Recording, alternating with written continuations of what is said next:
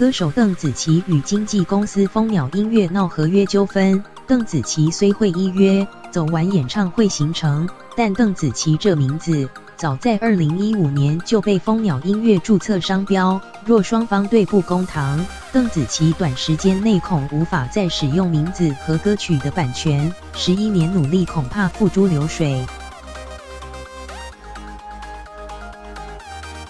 歌手邓紫棋回忆的沙漏，像你不是在我生命留下不褪色的伤口。为了纪念出道10年，邓紫棋特地翻唱自己的出道作品，透露了她在心境上的转变，也证明从小女孩迈向天后之路。但现在这些创作歌曲可能会因为她跟经纪公司解约后，都不能再唱了。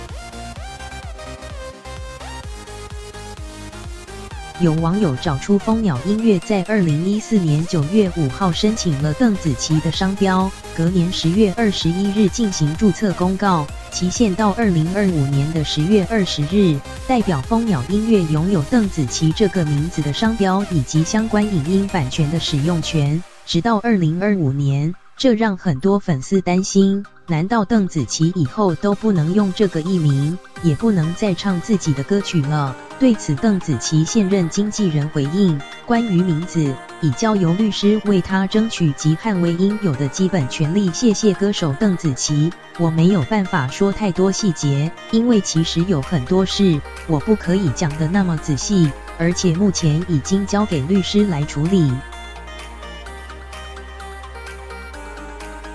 由于商标权登记后无法更改，未来邓紫棋很有可能会以本名邓诗颖重新出发，又或是直接以她英文名称的简写 GEM 为艺名。GEM 意思就是 Get Everybody Moving， 要让大家动起来，又或是以邓紫棋的同音字来重新注册。